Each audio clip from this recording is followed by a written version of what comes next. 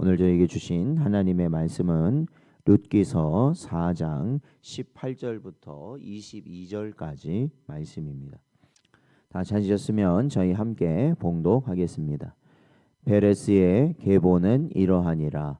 베레스는 헤스론을 낳았고 헤스론은 람을 낳았고 람은 아미나답을 낳았고 아미나답은 나손을 낳았고 나손은 살몬을 낳았고 살몬은 보아스를 낳았고 보아스는 오벳을 낳았고 오벳은 이새를 낳고 이새는 다윗을 낳았더라. 아멘. 기도하겠습니다. 하나님 아버지, 지난밤도 하나님의 은혜 가운데 저희를 보호하시고 모든 세상 염려와 근심 그 모든 것 예수 그리스도의 십자가 아래 내려놓게 하사 오늘도 하나님께서 우리에게 허락하신 복된 하루를 말씀과 기도로 시작할 수 있는 저희들 되게 하시니 감사드립니다. 이 시간에도 저희들에게 말씀하시고 믿음의 선진들의 길을 바라보게 하시며 하나님의 섭리하심을 따라 살아가는 우리의 모습을 언제나 깨닫는 복된 저희들 되도록 인도하여 주옵소서. 간절히 바라오며 예수님의 이름으로 기도하옵나이다. 아멘. 오늘은 다윗의 조상 룻과 예수님의 족보라는 제목으로 하나님 말씀 증거합니다. 저희가 이제 룻기서를 오늘까지 하면 12번을 저희들이 새벽 기도의 시간을 통해 살펴보는데요. 이제 오늘은 룻기서의 마지막 부분을 보게 됩니다. 저희가 이 룻기서를 통해서 분명하게 저희들이 마음속에 새길 수 있었던 것은 하나님의 섭리 속에서 우리의 믿음이 든든히 세워졌다라는 것을 깨닫게 됩니다. 흉년의 땅에서 시작된 이야기는 마침내 풍성한 회복과 구속의 기쁨으로 마무리되었기 때문입니다. 오늘 본문은 이 아름다운 이야기의 대단원을 장식하는 족보입니다. 룻기는 나오미와 룻의 감동적인 사연으로 끝나는 듯 하지만 오늘 본문 어떻게 보면은 저희가 룻기를 보면서 이 18절부터 22절 오늘 본문을 보면 그냥 단순히 족보 즉 사람의 이름이 나열되어 있기 때문에 쉽게 지나칠 수도 있지만 사실은 이 오늘 마지막 본문이 바로 이 룻기서가 말하고 있는 진정한 의미를 우리에게 깨닫게 해주고 있다라고 해도 과언이 아닙니다. 그만큼 중요한 것이죠. 그래서 오늘 본문을 보면 베레스의 계보는 이러하니라. 베레스는 헤스론을 낳고 이렇게 쭉 가면서 결국 이새는 다윗을 낳았다. 이렇게 마치고 있습니다. 이 족보가 주는 의미는 아주 명확합니다. 그러니까 우리가 여기에 나오는 베레스라든지 헤스론이라든지 이런 우리에게 낯선 이름들이 분명히 많이 있지만 중요한 것은 이 룻의 이야기는 단순한 한 여인, 한 이방 여인의 효심이나 아니면 이 보아스와의 이러한 로맨스, 어떤 연애 이야기가 아니라는 것입니다. 이것은 우연과 순종의 모습을 통하여 궁극적으로는 하나님의 구속사라는 거대한 드라마에 포함되어 있다라는 것을 선포하고 있습니다. 그러기에 여기에는 두 가지 놀라운 은혜가 담겨져 있습니다. 첫째는 이 흉년 속에 베들레헴을 떠나 모압으로 갔던 엘리멜렉 가문이 그곳에서 실패와 단절을 겪게 되지 않았습니까? 모든 남자들이 죽고 그러니까 거의 멸문을 당한 그러한 상황이 되어버렸죠. 그러한 상태에서 베들레헴으로 다시 돌아온 룻과 보아스를 통해 다윗 왕조의 뿌리로 회복되었다는 것을 오늘 이 족보는 분명하게 보여주고 있기 때문입니다. 둘째는 이스라엘의 언약 밖에 있던 모압 여인 룻이 이 족보의 중요한 연결고리가 되었다라는 것입니다. 보아스는 그저 룻에게 친절을 베푼 것이 아니라 사실 하나님께서 택하신 메시아의 계보를 잇는 통로가 되었던 것이죠.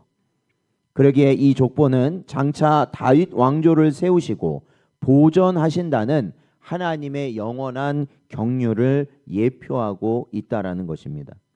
이 사무엘하 7장 16절 말씀을 보면 내 집과 내 나라가 내 앞에서 영원히 보존되고 내 왕위가 영원히 경고하리라 하셨다 하라 하나님은 말씀하셨습니다.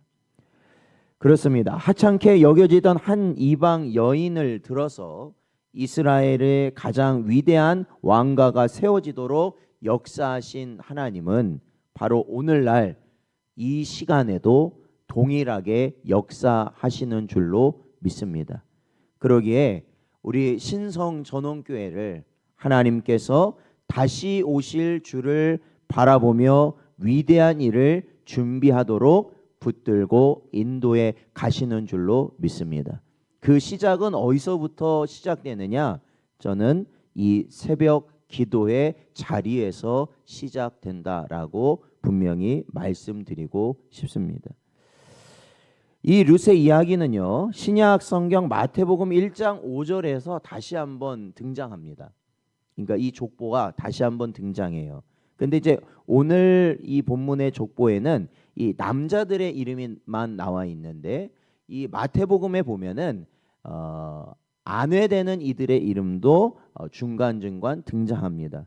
특히 1장 5절 말씀, 마태복음 1장 5절 말씀에 나오는 예수 그리스도의 족보에 보면 살몬이 라합에게서 보아스를 낳고 보아스가 룻에게서 오벳을 낳았다 이렇게 기록하고 있습니다. 그러니까 이 성경의 가장 권위 있는 기록에 룻의 이름이 당당하게 올려져 있다라는 것을 우리는 분명히 보게 됩니다. 그러니까 이것은 무엇을 말해주냐면 예수 그리스도의 구속 사역은 처음부터 어떤 인종이나 신분이나 개인의 능력에 따라 그것이 좌지우지 되는 것이 아니라 그것을 초월하여서 이미 온 세상과 모든 민족에게 열려 있었다라는 이 구속사적 약속을 확증하는 것이죠. 룻은 율법의 테두리를 넘어선 하나님의 풍성한 은혜를 상징하는 것이며 우리의 참된 구속자이신 예수 그리스도의 그림자였던 보아스를 통하여 구속의 은혜를 입게 되었던 것입니다. 그래서 마침내 룻의 계보를 통해 우리가 너무나도 잘 아는 다윗 왕이 태어나게 되었고 이 다윗의 후손으로 만왕의 왕이신 예수 그리스도께서 오신 것입니다. 결국 룻기의 결론은 누구를 향하고 있냐면 사실은 예수 그리스도를 향하고 있다라는 것입니다. 이는 우리의 모든 삶의 시련과 역경, 심지어 우리의 실수와 실패마저도 하나님은 그분의 궁극적인 계획인 예수 그리스도의 구속 사역을 이루는 데 사용하신다라는 것이죠. 그렇기 때문에 오늘 우리가 이 룻기서를 마무리 지으면서 우리는 이 말씀을 통해 우리에게 다시 한번 새기게 하시는 진리, 그리고 우리의 삶에 어떻게 적용하게 하시는가라는 것을 생각해 볼 때 우리가 아무렇지 않게 생각하는 하루하루의 삶, 그 매 순간이 사실은 하나님의 섭리 안에서 우리의 구원을 이루어가는 매우 중요한 순간들이다라는 것을 깨닫게 되는 것이죠. 그러니까 매 순간순간을 함부로 할 수 없다라는 것입니다. 그렇게 본다면 우리가 드리는 이 새벽 기도에는 어떨까요? 이 새벽 기도에는 사실 우리가 하는 작은 순종과 섬김의 모습일 수 있습니다. 그래서 어떻게 보면 나와서 기도하느냐 안 나와서 기도하느냐 그게 별 차이 있겠느냐라고 생각할 수도 있죠. 그러나 여러분 그렇게 따지면 우리가 수요 예배를 뭐하러 모여서 드리겠습니까? 그죠? 그렇게 따지면 주일 예배는 뭐하러 모여서 드릴까요? 그냥 각자 알아서 드리면 될 거 아닐까요? 그러나 하나님께서는 우리에게 말씀하시죠. 모이기에 힘쓰라 말씀하셨습니다. 왜 그럴까요? 그것은 우리가 다시 오실 주님을 소망하며 함께 믿음으로 그것을 준비하는 공동체로서 세워지라는 하나님의 말씀이라는 것이죠. 그래서 우리는 어떻게 보면 이 새벽 시간에 이렇게 나오는 게 어떻습니까? 순종이 필요한 거예요. 그렇잖아요. 그러지 않겠습니까? 수고가 필요한 겁니다. 우리가 주를 위해 하는 것, 그것을 하나님께서는 절대로 가벼이 여기지 아니하신다. 그리고 그러한 주를 향한 최선의 모습을 하나님께서는 우리에게 원하시고 그러한 자에게 복을 주신다 약속하시는 거거든요. 그래서 여러분, 이 새벽 제단의 이 자리를 지켜나갈 때 하나님께서는 여러분에게 하나님의 복을 허락하여 주실 줄로 믿습니다. 그와 동시에 여러분이 복을 받는다는 건 무슨 의미일까요? 바로 우리 신성전원교회가 복을 받는다는 의미일 것이고, 신성전원교회가 복을 받는다는 것은 결국 우리가 주님께서 우리에게 말씀하신 그 일을 감당할 수 있는 그러한 교회로 세워지게 된다는 것이죠. 그러기에 이 기도회가 더욱더 하나님 앞에서 온전히 세워질 수 있는 우리 새벽 기도회가 될 수 있도록 기도해 주시고, 또한 그러한 은혜가 있기를 주님의 이름으로 축원드립니다. 그렇기 때문에 룻기의 족보가 증언하듯이 우리의 인생은 결코 우연의 산물이 아니다라는 거예요. 결국 우리가 우리를 살아가면서 많은 일들이 있을 겁니다. 뭐 우리가 보기에 좋은 일도 있을 거고 우리가 보기에 나쁜 일도 있을 거예요. 그러나 결국은 뭘까요? 하나님께서는 이 모든 일들을 통해서 우리의 구원을 이루어가도록 역사하실 줄로 믿습니다. 그렇다는 건 어떤 걸까요? 현실적으로 우리가 더 예배 드리는 것에 힘쓰고 모여 기도하는 것에 힘쓰고 또한 주를 위해 헌신하며 복음 전하는 것에 힘쓰는 삶을 살아가도록 우리를 인도하신다는 것이죠. 사랑하는 성도 여러분, 우리는 예수 그리스도를 믿음으로 말미암아 룻과 같이 언약 밖에 있던 자들이었지만 이제는 그리스도 안에서 새로운 신분을 얻은 자들이라는 겁니다. 사도 바울은 이렇게 고백합니다. 에베소서 2장 19절 말씀을 보면, 그러므로 이제부터 너희는 외인도 아니요 나그네도 아니요 오직 성도들과 동일한 시민이요 하나님의 권속이라 말씀하고 있습니다. 바로 우리의 신분이 그렇다는 겁니다. 하나님의 백성이며 또한 하나님의 가족이며 자녀라는 것입니다. 우리는 세상의 족보가 아니라 하늘의 족보, 곧 믿음의 계보 안에 살아가고 있는 자들이라는 겁니다. 우리는 우리의 인생이 구속의 역사에 연결되어 있음을 확신하고 다윗의 조상이 된 룻처럼 믿음의 선택과 순종의 행위로 우리의 삶을 채워야 한다는 거예요. 그러니까 사랑하는 성도 여러분, 우리가 결정해야 될 일이 있고 선택해야 될 일이 있다면 여러분 무엇을 우선순위해야 되겠습니까? 여러분 오직 믿음을 따라갈 수 있는 여러분 되시길 바랍니다. 믿음을 따라간다는 것은 무엇을 의미하는 걸까요? 그것은 예배와 기도를 우리가 피하지 않는 것입니다. 예배와 기도를 힘쓰는 것입니다. 주님 주신 사명 감당하는 것입니다.